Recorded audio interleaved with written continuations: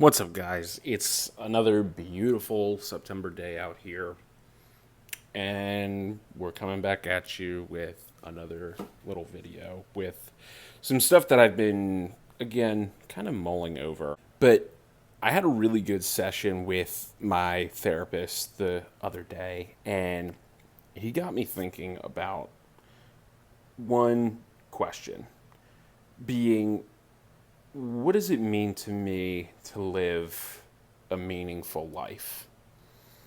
And how can I go about getting that meaningful life that I so desire? That I so desire. And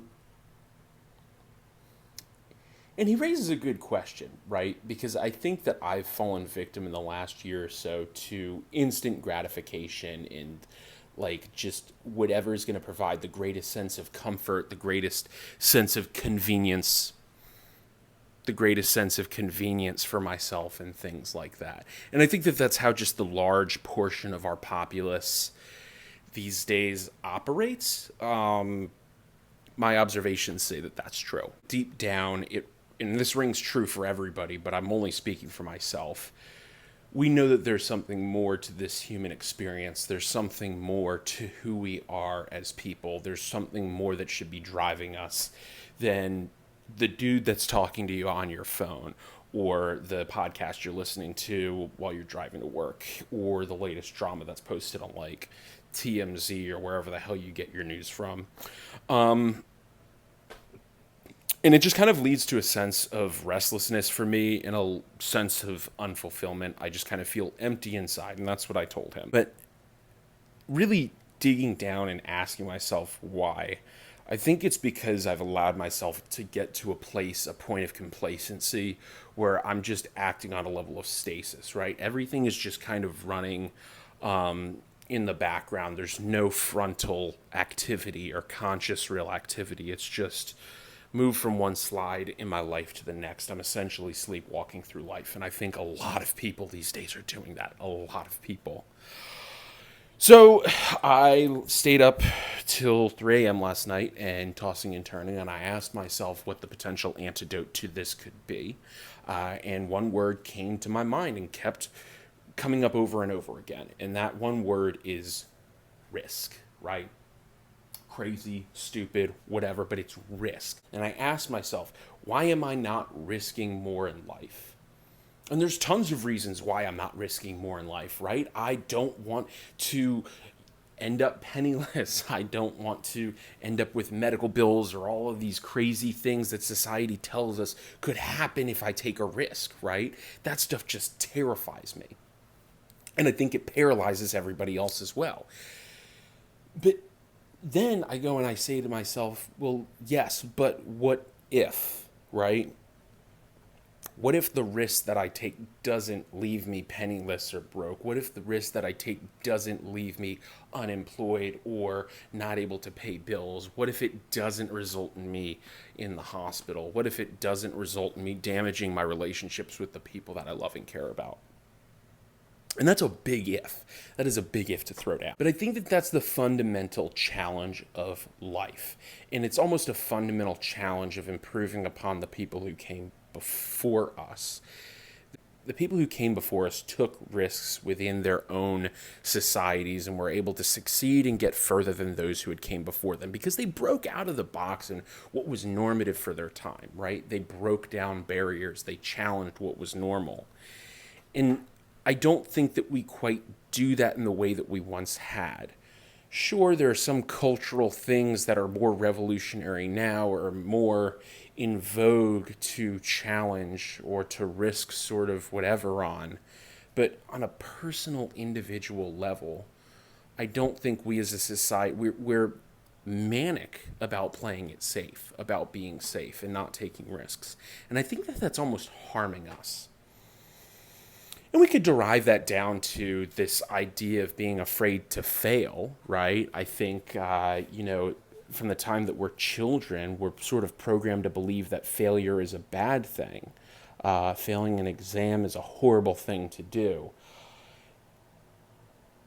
In the fact that we fail, it's almost coded from a societal standpoint as being no good. Whereas we need to be reframing failure as the closure of one opportunity and the big opening of another. It just kind of boils down to risk and reward. You have to be willing to take that leap of faith. You have to be willing to get outside of your comfort zone because as humans, we're averse to taking that risk. We're averse to change, but we should be welcoming change in with open arms.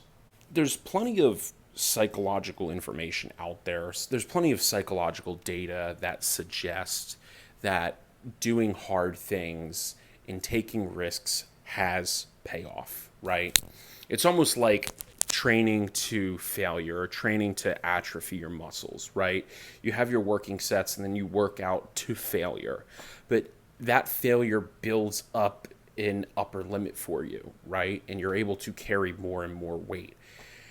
And I think that that's just what we need to be doing as people, and it's something that we need to instill more in our kids and just in our society as a whole, because we just don't do it like that anymore. And I think it's fundamentally problematic, and it's frustrating to me because I wish it was something that was ingrained in me from the time I was a kid. I guess I'll summarize all of this with an anecdote, a little bit of a story.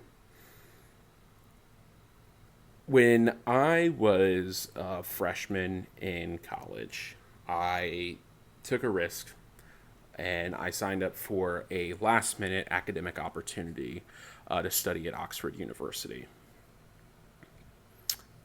Literally signed, paid, same day, was leaving in like 8 weeks, something crazy like that. So 2 weeks before I was supposed to travel over there, the bombing at the Manchester Stadium during that Ariana Grande concert occurred. And we were essentially told it's optional to go over. I was terrified. Like, I was absolutely terrified that I could become a victim to a terror attack or something like that. It literally froze me still. To the point where I worked myself up and I was sick for like 3 days straight leading up to this trip. And I went over there like ready to throw my guts up, running a crazy fever, all this kind of stuff. And I was panicked about this.